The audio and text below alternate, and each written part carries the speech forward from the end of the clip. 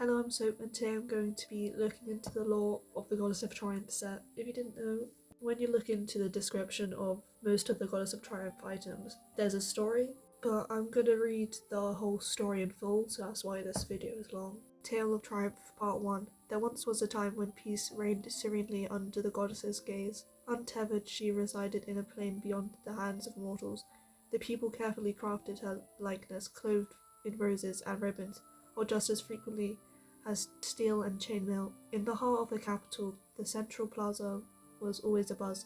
Children play with their joy would fill the air under the watchful eyes of an armored statue of the goddess. The statue was adorned by several handcrafted necklaces around her neck, and a pale daisy crown sat atop her firm hairline. Childlike doodles were sprawled beneath her feet, declarations of love scribbled in chalk. It wasn't until the bouquet of flowers left at her feet had wilted after a mere day that anybody sensed something was amiss. Whilst the goddess that is described is obviously the goddess you see wearing the Goddess of Triumph set, she also has very heavy links to the Valkyrie statue, or what I'm going to call the goddess, because they say that she was armoured, which the Valkyrie is armoured, obviously, and they talk about statue. Those are the only statues we have. The statue is definitely very important considering it was in all versions of Campus 4 and in the Castle Heart.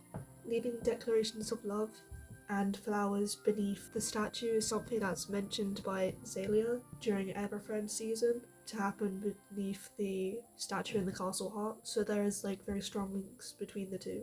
The goddess being presented as wearing ribbons and flowers, which is juxtaposed with the goddess also being presented wearing steel and chainmail, which kind of highlights how the goddess may have been used as a figurehead to justify war, or as some divine being who's meant to protect everyone. I don't really know, but I thought the duality was interesting. Tale of Triumph Part 2. In the days that follow, a group of farmers marched upon the castle. They ignored the lingering eyes of the street vendors. Today was not the usual day they sell their crops, so it was an unusual sight to behold. To the farmers' surprise, they were met with little resistance from the knight after stating their reasoning before an audience. With the king, as they proceeded, the knights tailed hesitantly behind them, giving each other concerned glances. The farmers murmured among themselves, perhaps they weren't the only ones worried. The king looked up from his book after hearing a knock at his chamber door, granting whoever else was outside entry. He straightened himself in the chair beside the fire. His eyes widened as he witnessed a gaggle of dirt-coated farmers stomp into the room. Anxiously glanced towards the group of knights who stood in parallel lines in the chamber doorway, for they stared expectantly back at him. Peering outside, he could see curious servants poking their heads around the door before they quickly shot back upon meeting his gaze. Hushed whispers echoed through the room until the apparent leader of the farmers threw a sack at his ruler's feet, causing the king to jolt. What is the meaning of this? He asked breathlessly. The same farmer hooked his thumbs into the straps of his overalls and said, "Well, your highness, we thought you should take a look at what's going on." Brows seizing, the king squinted. "I'm afraid I do not understand." The farmer shrugs, wringing his hat. "All our crops have gone bad. Take a look for yourself if you don't believe me." Another farmer suddenly chimed in. "My orchard is withering. It ain't bearing any fruit, and it's in season." And another, "The grass is dying. It ain't ever done this before. It ain't just me. Either it's happening to all of us." The knight suddenly spoke. "The gardeners, sire, if I may have been saying that the flowers are dying." Blinking, the king shook his head in disbelief at the onslaught of new information. "How long has this been happening?" A servant hiding behind the wooden door barely spoke up. "Several days, maybe? Nearly a week?" "Well, I don't know." Eyebrows furrowing, the king's hand clenched into a fist. "Why was I not informed about this?" he demanded, leaning down to open a sack beneath his feet. It contained vegetables, but now only a pile of pale ashes. The servant met the gaze of several occupants of the room. They craned their head down. We just didn't think it was worth mentioning. It was so small, and then suddenly it was a growing problem." The king solemnly shook his head in disbelief. "So I'm assuming the goddess is the one who has ruined all the crops, which makes me think that the goddess in question is a nature goddess, which means there's possibly a goddess or deity for each element, in which the Valkyrie would be the light goddess, and that makes sense for her to be at the center of Royal High because everything's all pink and all the colours are the light colours.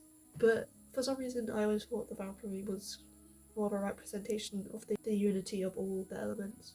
Whilst I do believe this might be about a different goddess to the statue we have, the customs and how people interact with the goddesses are pretty similar, which can be seen in the flowers, which I talked about previously. If this story were to take place in Royal High, I think the room which this would be in would be the kind of library in the dungeons, because it said that the king is reading a book near a fireplace. Chamber's kind of like the king's bedroom, which I think is weird for the consultation to happen there. I thought it'd be the throne room, but I think it's unlikely that this happened in Royal High, considering this is more like a library than a chamber. That being said, these stories were written before Campus 3 and 4 came out. I also find it interesting that they show, like, if the goddess is the one causing these problems, which she probably is. I haven't read this in full. I'll make a conclusion at the end of the video about like the whole overview by reading it in chapters, because that way it's easier for me to like digest it and actually think about it. But if this is the goddess, I think it's interesting that she's presented as kind of morally grey, a lot like the biblical god with like all the plagues. I think that's an interesting touch, and it kind of does link back to the duality of this goddess being seen as like associated with nature and flowers and ribbons, all that nice stuff, and then associated with war with steel and chainmail. Tale of Triumph Part 3. Demise came quickly. Days later, a farmer plucks a fresh cauliflower, only for it to crumble to ashes within his grasp. A knight finds the bridge he takes during his patrol collapse into the stream below. Park trees tumble and crack into soot. One after another, the king pushes away his paving wheels, feeling defeated by the dreary world around him. The pigeons left first, then the alleyway foxes, then the cattle vanished from their field. Dogs barked ominously at the air as if they could sense its taint. The affliction came without cause or reason, but left no stone unturned. Later that week, on the night of the golden harvest moon, instead, there hung a sad waning moon in the starless sky. The statue of their serene goddess stood, though she had lost some of her usual beauty due to the lack of upkeep. The doodled dove beneath her feet had grown tired of its seamlessly endless battle in the mortal world. Children peeking out from behind their curtains hoped it had flown away to happier places. They felt worried that the statue now grew useless without anyone taking care of it or visiting it, for the dove was her last remaining friend. I think this is interesting because most of the gods act like there's a danger to protect us from, which is kind of their job, but Xander acts like the world is about to end. So perhaps the danger we will face could be an event like this, like all the plants dying, stuff like that. I kind of always assumed there'd be like this evil force, but perhaps this is what that meant, and then history repeats itself, or this is like some sort of cautionary tale not to like make the gods angry. With the failed crops, they keep on referencing like it turning into ashes and soot, which has association with fire, obviously. I wonder if this is just the same goddess and they have the ability of all the elements, so they're destroying nature with fire. But it is quite interesting that some elements are associated with danger whilst others are associated with peace. They were associating nature with like peace and stuff, because they call this goddess the serene goddess, and they associate her with flowers and stuff, and then with all this destruction of crops, it's associated with fire. The reference to the moon is also very interesting, because the moon is like very important in the Royal High lore, considering that a lot of the lore is associated with like the mermaids, and mermaids are in the sea, and the moon controls the tides, and could potentially be in control of a lot more of the power of Royal High, but like, I'm not going to get into that in this video. The fact that the moon seems more dull, it says it's waning, whilst it's not, when it's normally meant to be a golden harvest moon, which, if the moon is associated with good harvest, this does kind of support the fact that the moon is responsible for like the power of Royal High. So if the moon is dull and then the crops are failing, that also shows the same connection. The starless sky is also quite interesting, because we know there's like certain constellations if you do the star watching glass. One of them is the Valkyrie helmet, so I think this kind of shows that the realms are missing the Valkyrie's protection because the constellation is not there. Tale of Triumph Final Part 4. By the way, this isn't the final part, it's just lying. Soon the sun itself went away. The kingdom's days had become colourless and barren. An uneasy atmosphere filled the deserted streets. All the shops and vendors had closed. The food was pale, the plants wilted, a bowl of fruit in the king's bedroom had turned to soot, and was left there to remind him of time and how little was left of it for their home. The chalk butterflies beneath the goddess's statue had been smeared into white bulbous smudges that resembled nothing, unrecognisable in their chaotic emptiness. A world silent, the very life of the nation still occupied by people waiting for any sign of hope. The head researcher swirled a vial of medicine, ignoring the king, who paced the stone floor of what was once the castle's dungeon, but now home to a laboratory. I cannot comprehend it happening here. Why? For what reason? Why do we deserve this? Our people were peaceful. We fed innocent. He trailed off upon turning to see the researcher frowning at him before rolling their eyes. This hasn't happened because of anybody's lack of care, sire, nor because it was deserved. I have heard of this. Far away and a long time ago, I heard it whispered as if it were a disturbing secret.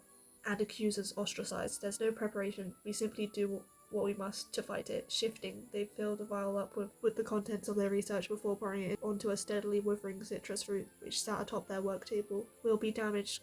Cobblestone cracked buildings may topple, but I have faith in us, in them. The scientists nodded their head towards their co-workers who gathered around the various different tables. Some were copying the process the head researcher had just done.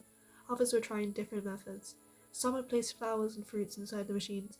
Others had inserted tubes into the dimming breads and goods of the kingdom. Attached to scopes, the monarch knew little of their expertise. It made a man who cast a large shadow feel frightfully small, but this only gave him more reasons to respect those that help in different ways. I think I have an angle from which we can go about this. The scientist suddenly continued after a moment of reflection. The sovereign's head faced them. But I don't think we can do this alone. The reference to the little amount of time left kind of also reminds me to Sanders' references to the world, well, not their world ending, but time being a fickle thing.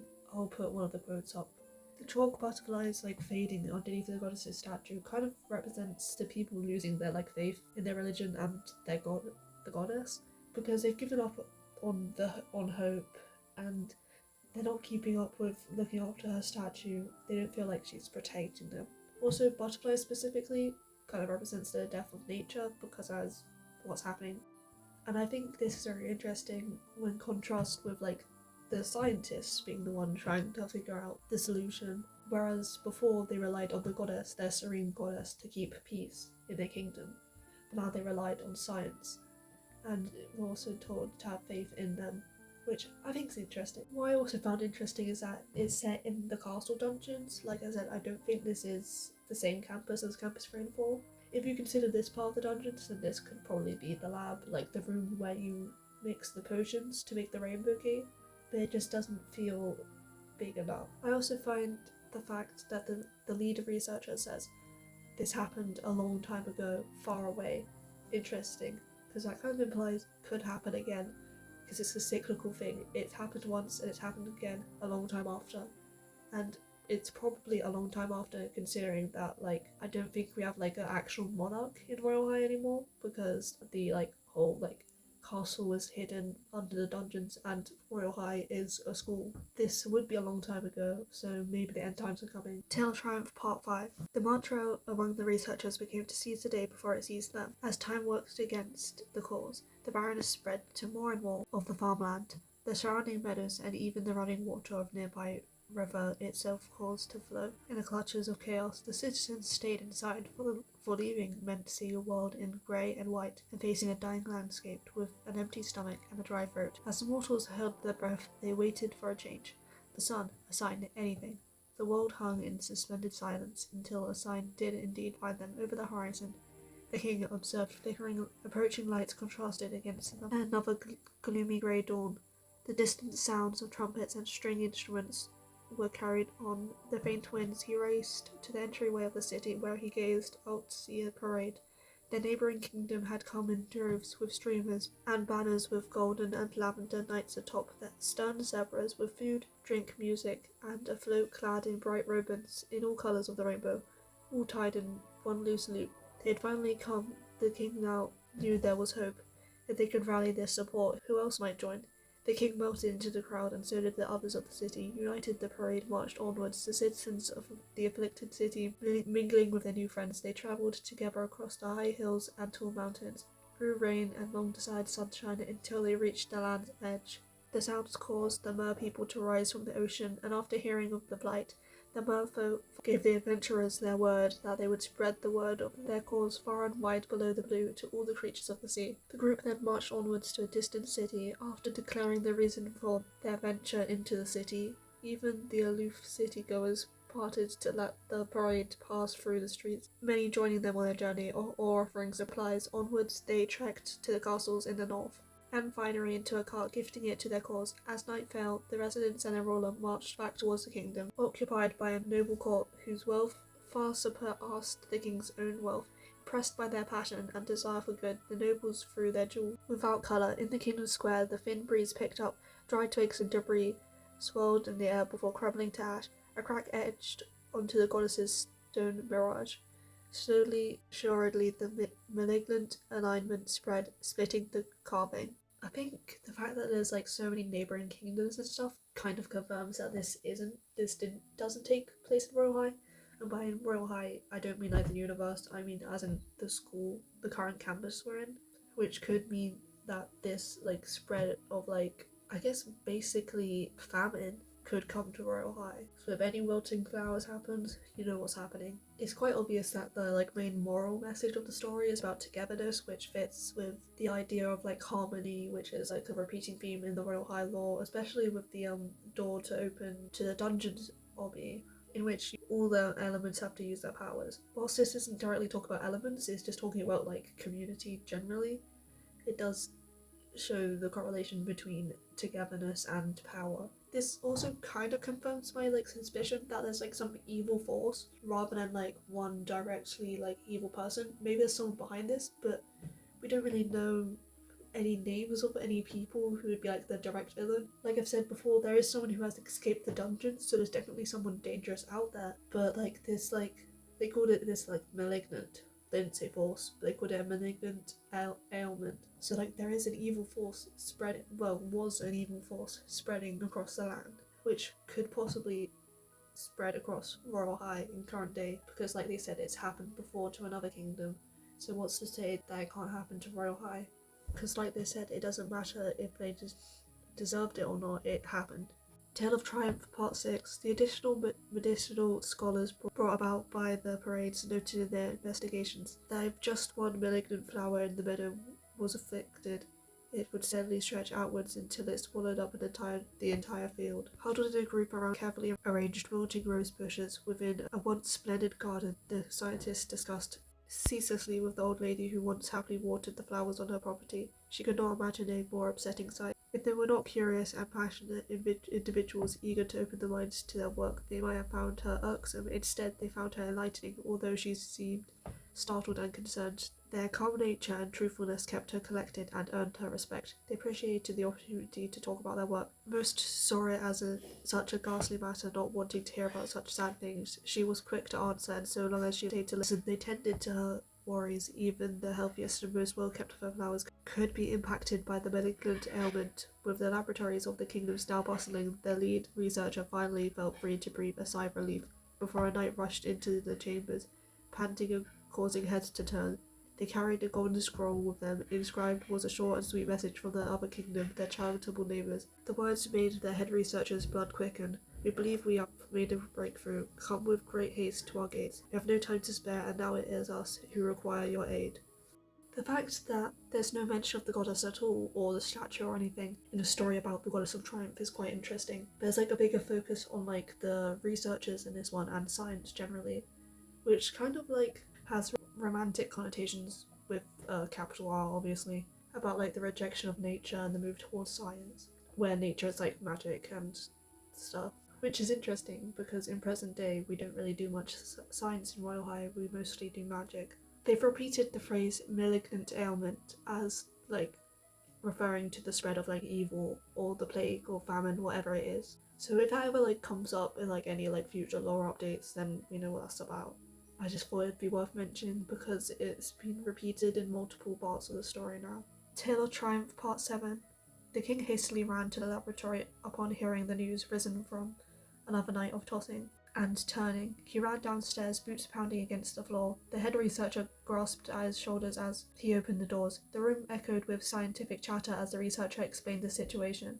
There was a cure, but just like the process, it would not work by itself. Whoever was willing to channel the cure would likely be overwhelmed by the abundance of energy and power needed to do it. The king's gaze hardened, for they must do what is needed. What could be a more noble cause? Citizens circled the barren plaza as their ruler stood in the middle. In one hand he held a small vial of golden liquid, while in the other he grasped an iron broadsword. Wide-eyed, the crowd stood and watched as he raised his sword, popped open the vial, and suddenly a light appeared from him, so bright they could no longer see. The goddess's statue had shattered into 1,000 pieces, leaving pure light fading in its place. There stood a woman, wearing lace and ribbons in an elegant gown which pulled onto the white ground. She raised her parasol, and she declared in a cool and commanding tone, "To that which has entered our domain and sought nothing but evil and despair, this cowardice shall be struck with our majesty, summoned and strengthened by the courage and conviction of all mortals. I will battle on even when the people feel too weak to fight for themselves. No lives will be affected here at the hands of this evil. Ever again, farewell." In a concluding flash of light, they blinked through their blotted vision to find their kingdom restored, the statue of the goddess perfect and undamaged, risen from the ashes, where its ruins once remained, only this time represented in a regal single-hooped ribbons and lace. Days turned into months after the tumultuous banishment of the kingdom's strife, and although life was never quite the same, and while the memory of the hardships resonated, it also brought them closer. Alliances had been formed with their charitable labours, and the fundraising would not stop, nor would the celebrations. The head researcher bid farewell to their monarch as they searched for faraway lands to spread knowledge of their experiences there, to seek more cures. Those who swam under the ocean and those who soared far above the clouds and heard of this affliction, it was 4-1 in this instance, but the fight for a better tomorrow wasn't over. The king's personal seamstress, who saw the saviour miracle, had a burst of inspiration for their next collection. Proceeds would be donated to charity. The land was most harmonious within the plaza. The statue of the goddess had been transformed. Now she was posed in an elegant gown with her parasol raised. A new plaque had been installed beneath her now healed feet, surrounded by chalk circles of plump butterflies and a flight of devoted doves. The goddess of triumph. Blessed are the brave who push for more. I'm gonna state the obvious here, but this story is like an allegory for cancer. And the moral of the story is to be charitable, to give to charity, because the Goddess of Triumph set is to raise money for cancer awareness. But I also think there's like a lot of like royal high law in this as well. It isn't just purely an allegory. In the royal high law, there's a repeating theme of like women being frozen in statues. For example, the Goddess of Triumph, she was a statue. She comes to life in this part of the story, and stops the spread of the plague just before the king is about to die. And the fountain girl comes to life and talks to you if you win a halo. The common thread is well, obviously they're both statues, but also they both come in times of need. I don't get the motive for not helping with the malignant ailment from the beginning, but I guess it's to convey some sort of like moral message to the people, to be like united and stuff and be charitable. But like, this does make me wonder, is there someone turning people into stone? And if so, is the statue in the Campus 3 Castle Heart like a real person? Like, can it come to life? The goddess is also described as rising from the ashes, which is very heavily linked to something Xander said about the phoenix and rising from the ashes. Even though the researchers did find a cure, it like required someone to like host it and die, which was the king in this instance. Obviously he didn't die because of Goddess of Triumph, but that also means that this malignant ailment is still out there and doesn't have like a efficient cure, considering the goddess just like kind of clicked out of existence, so it could affect another group of people like Royale. This will also be seen in the next part of the Goddess of Triumph tale. I didn't even know there was a part 8 because it was meant to be finished and it's pretty much wrapped up in part 7. But with the new mermaid tale we got last summer, there was another part to the story, but it's less of a continuation of like this kingdom. It's a whole new kingdom, but like with the same problem. So anyways, I'll get into that.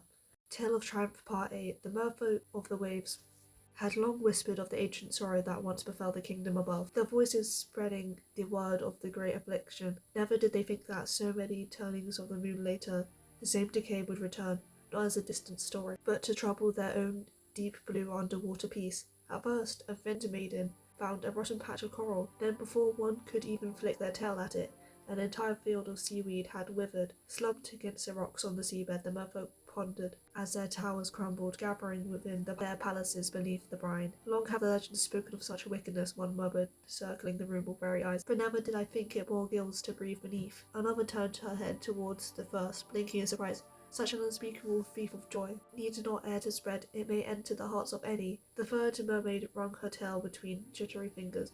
Don't you see? Such is pointless. We need not know why. There are experts in such a decay. We must call upon the kingdom that once suffered so loudly the world could not help but listen. So it was that a great horn was blown, its song curling past currents, winding up across fields and trees until he reached the ears of one once younger researcher in a distant kingdom. Their hair now silvered in streaks fossiled from the echoing cool, their hands worn, but their purpose had never once been forgotten. They had faced such a calamity before. Setting down their pen, they rose. Metal groaned and hinges hissed as their diver suit was fastened in place. Bracing themselves, they hopped into the ocean, sinking like a pebble skimmed across the waves, swirling their head curiously to marvel at fish. The sight of rising ash caught their eye and struck terror into their heart. Their brow furrowed as they beheld the sea's slow collapse into ash, the rotten coral and the decaying seagrass. Swimming onward, they administer their first dosage of an experimental cure to the afflicted coral as the mermaids watched, eyes wide with fear and hope. To no avail. Each day bled into the next, each attempt recorded in increasingly water-warped notes. After each dive, they resurfaced, only to scrawl new findings into salt-stained pages. Their journal lay open on the deck, marked by sea-water and their own tears, indistinguishable now from one another, much like the attempts were going to be seen. The mermaids, once hovering close with cautious optimism, began to drift further back. Their expressions were strained some distance. On the 5th day of their visit, tidily they collapsed into their makeshift bed, only to be stirred awake by a glimmer of light in the distance, the flick of a pale and pink tail against the surface of the water. Groggily redressing, they descended once more into the night black blue, to see a familiar beacon, none other than the exalted she, the goddess of herself. She was still facing away from them, eyes closed and hands together, as she stood before the calamity. Swept away in awe, the researcher's lips parted in surprise. Through their skin bore the lines of time. She stood unchanged, as if summoned once more from the same minute her stone statue burst to life, still clad in ribbons and pulse-struck. Her legs are different now, transformed into a mermaid's tail of considerable magnitude, frilled and laced, as delicately divine and precious as hope itself. One of her eyes opened, gaze fixed squarely on the researcher. Their own widened, they ripped away their gaze. She smiled as though she'd just caught a child stealing the last cookie from the jar. My journey does extend to all the realms of the land, sky and sea alike. Her voice spoke, clear as dawn, cool. She folded her hands behind her back, staring at the ashy buildings. You fought this fight, I remember you, she mused, recognizing fondness presented within her voice. The researcher's lips curled at the edges. You are different, they breathed, eyes drifting to see where fins now replaced the goddess's feet. A beat passed. She tilted her head, surveying the mortal before her, their peppery hair, their weary hands, the age they carried that she never would. You too, she whispered. The scientist suddenly swallowed thickly. You saved us. Thank you. I lie awake some nights, and I wonder where I would be without you. My own cures have proven futile here. Brows crinkling helplessly. They stare at the seafloor. In the silent sea, their hands ball up into fists. I tried. The goddess drifted forward, one gloved hand rising to rest gently upon their shoulder. Peering up, they saw the goddess herself had reached out to them, a kind smile upon her face. Nothing attempted is ever wasted. Perhaps one drop cannot change the current, but all of us together can. The power I wield is not mine, nor do I fix this plight myself.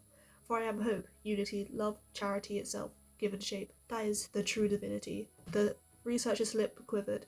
People like you, the goddess continued. She craned her head somewhat, trying to meet the healer's gaze with tenderness. Together now, let us speak the magic within us all, for how all mortals believe in a better tomorrow, and fight for it, forever and true. She seemed to focus, holding out both hands, and closing her eyes. The scientist hesitated, then slowly took her hands in theirs, closing her eyes too. So too shall love and faith be shown unto you. And with these words, a pink glowing light enveloped the kingdom, restoring what had been lost with a slow and certain grace. As sure as knowing the sun shall rise and fall each night, the coral brightened beneath the soft bloom of colour. The rays journeyed across the depths and up towards the sprawling spires of the palace's towers to fix them anew. Upon opening their eyes, the researcher found their hands were in the care of nothing and nobody other than themselves, and the kingdoms were saved. Silently and without fanfare in the darkness, later whilst panting, with aching limbs, they left the sea once more, climbing onto the boat. As it rocked in the surf, their helmet landed beside the journal with a soft thud. The ink was smudged, but still legible. Reaching into their belt, they pulled a vial of the mortal-made elixir free, a blend born from many tired minds, practiced hands, and the shared belief that something better could still be made. With hope once more in their heart, they reached for the boat's controls, ready to return to land at the lab, eager to refine this cure, reassured that Like droplets in a tide, their efforts would flow together, and thus the divine is never distant, for it dwells within all who strive as one. This kind of reinforces my belief that drinking the mermaid potion was a way for people to turn into mermaids, which is a bit obvious. But the Goddess of Triumph has a mermaid tail, and this is in the description of the mermaid tail potion. So it kind of shows how that's linked to the survival of people. Also, I think it's interesting that this ailment can reach out to even like the sea, which was dealt with pretty quickly by the goddess.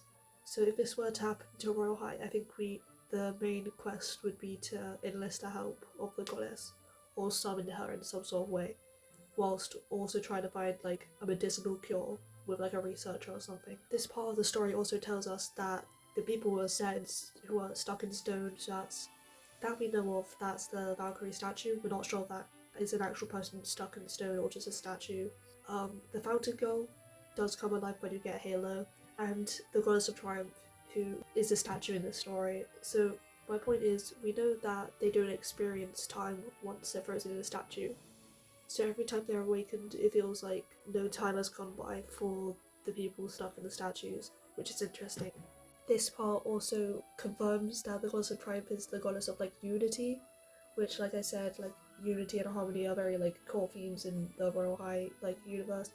This story is like very strongly about like togetherness and stuff, especially since it's basically about being charitable, because that's what the set is all about. So here's one thing, I think this is a bit far-fetched, but like mention of a journal and going on a boat, is that possibly Captain Whiskers?